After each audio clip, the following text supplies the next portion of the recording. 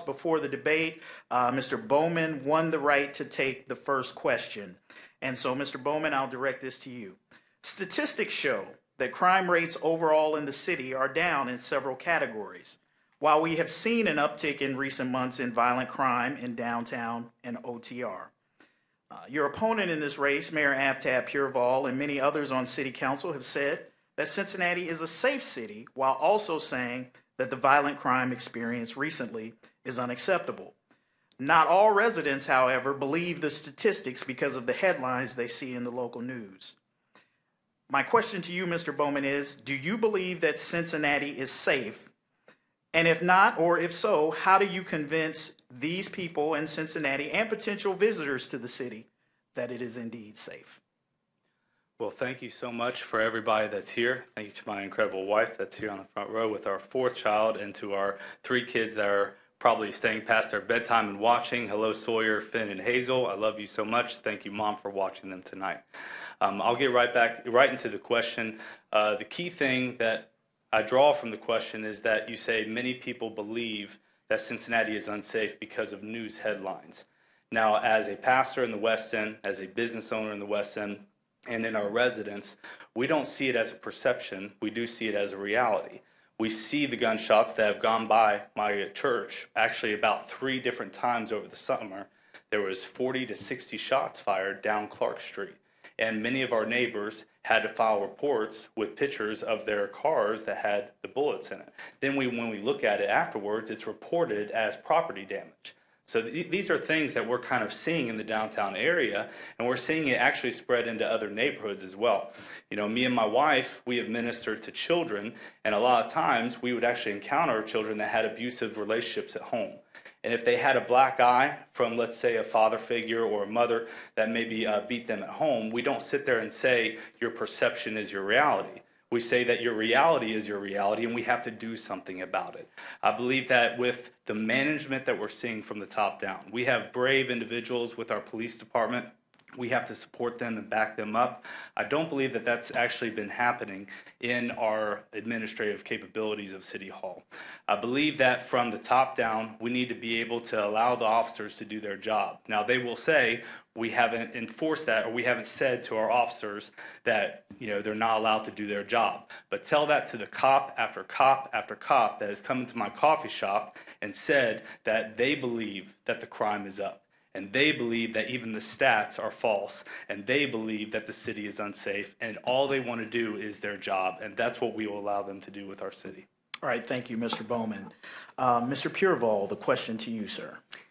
Yeah, it's an incredible honor to be here as mayor of Cincinnati in this moment, and I want to say thank you to Xavier University and, of course, to the Enquirer and to all of you. I want to also give a shout out to my beautiful wife, Dr. Whitney Whitus.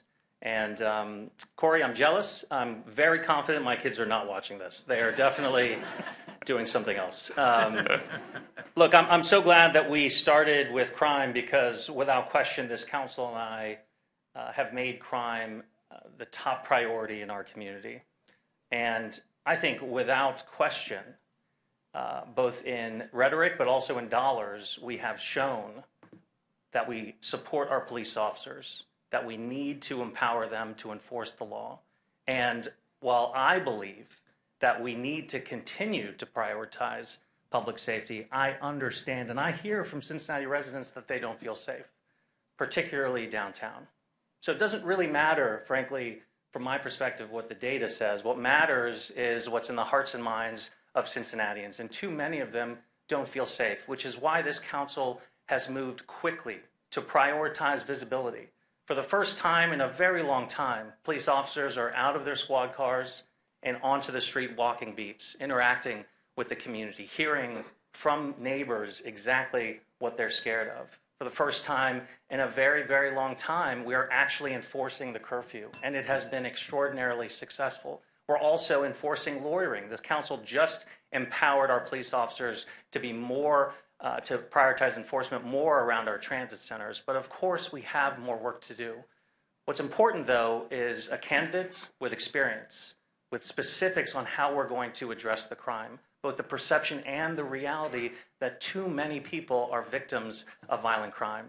We're not going to do that by pointing out the problems without solutions. We're going to do that by working together collaboratively with urgency, as this council has done.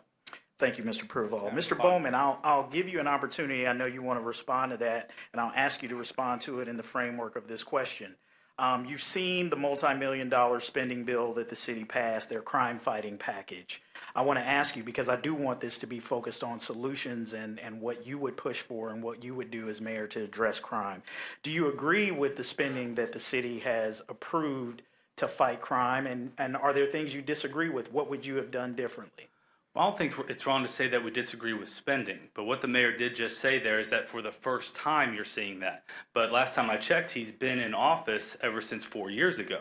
So why is it just happening now? The problem with City Hall right now is we're being reactive instead of proactive. The things that we got to have at our priorities need to take place before it happens, and that's what is happening with all the crime, is that there's no de-escalation tactics. It's only showing up worst case scenario. We need to be able, when you talk about practical things, there's a lot of community initiatives and a lot of things that are dividing the cops from the communities that they want to protect and serve. Whenever I ask the cops, what do we need to do? Do we need to accept help from the state? Do we need to do this? They continually say, just let us do their job, but their hands are being shackled by the initiatives, by the directives from City Hall. And then on top of that, when we have the ECC, the Emergency Communications Center, when people call 911, they get call takers that are disinterested. They get dispatchers that only dispatch in worst case scenarios. And then administratively, that's not being run with the mindset of public safety. We need to rethink administratively everything that's going on with the ECC, with these community initiatives. And then, once again, I will say it over and over, we have to let the police do their jobs, and part of that is protecting and serving the communities that they love. Mr. Pureval, how do you respond to that? Has your administration, do you feel like, handcuffed the police officers in the way that Mr. Bowman talks No, about? of course not. You asked for specifics, and my chief of staff is fond of saying words, words, words when people just talk without saying anything. He talked about administratively. I'm not really sure what that means. You know, what he talked about issues and policies. I think what he's talking about is the collaborative agreement. He is running on a position of dismantling the collaborative agreement, one of the pillars that makes Cincinnati police the national model for problem-solving oriented policing. This is what happens when someone moves here 4 years ago, has no idea about the history of this city, and starts accusing the collaborative agreement of making us less safe. I could not disagree more strongly. It's one thing to run for mayor without any specifics or ideas or policies or plans to put forward. It's another thing to run for mayor and have no interest in the history that got us here, in the struggle and in the progress, in the challenges that we have faced as a community and overcome. And making sure that Cincinnati continues to stand by its collaborative agreement is one of the central tenets of being mayor of this city. Thank you. Mr. Bowman, I'll give you 1 minute, 1 minute to respond, and then we'll move on. I'll say that you're going to hear a lot of things about what people perceive me to be. That in no way are we trying to dismantle the collaborative agreement, but the collaborative agreement takes two things, collaboration and agreement, and that's not what's happening from City Hall. We don't have managers properly. We don't have the right representatives to be able to make sure that this collaborative agreement is enforced properly in our city. And so it's actually been weaponized to be able to use against the cops, including black cops that actually love and want to protect this city. And then I'll say this as well. We cannot stand by and see people like Rhonda Wynn that are here on the front row, where her daughter, Krishanda, was shot weeks after the violence that we saw in July, and say that, oh, well, crime is down, crime is down. These are things that we have to hit head on, and we have to be there for victims like what we're seeing in our community. All right. So are you dismantling the collaborative agreement? No. You just criticized it? We're not, no. What I'm saying is So what does that it mean to have representatives enforcing the collaborative agreement improperly? Like, what does that actually the collaborative agreement is an understanding, but it also takes collaboration and It's not agreement. an understanding. The Black United Front literally sued the city of Cincinnati because several unarmed black men and boys were killed. Yes, sir. It's not a Well, let me It's not say, an ethereal idea. I am It not is a here pillar. to dismantle the collaborative agreement. But it's you don't a even long-standing understand- legislation that is in our city. You All don't right. even understand the collaborative agreement, but you're criticizing it. All right, gentlemen. All Where right. did I criticize it? Did not You criticize just it at all. said the collaborative agreement is being enforced against police officers. No, I said it's been weaponized by individuals that do not support it. Okay. All right, gentlemen. Okay. All right. Weaponized is different than, okay, weaponized is worse. I was trying to help you out there. All right. All right, we'll move on to our next question. Nice spirited start to the evening.